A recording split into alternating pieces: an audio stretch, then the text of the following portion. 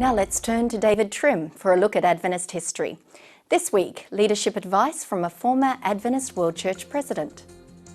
Welcome to This Week in Adventist History, a week notable for events in the Far East and the Middle East.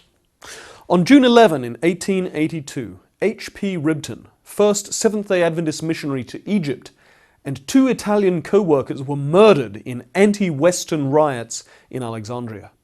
All Seventh-day Adventists in Egypt were foreigners, and in the shock of the riots and the murders, they all emigrated. There was no Adventist presence in Egypt again until 1898.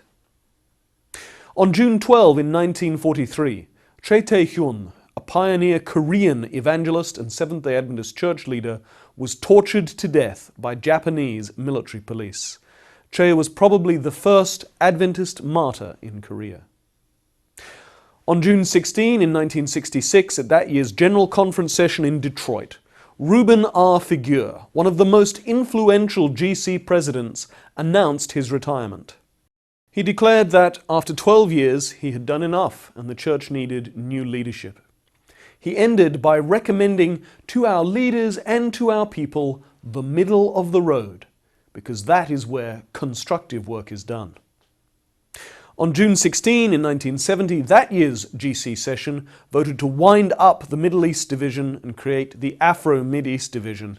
The action was meant well, but in the end the change of administrative focus served to set back Adventist mission in the Middle East very considerably. That was This Week in Adventist History.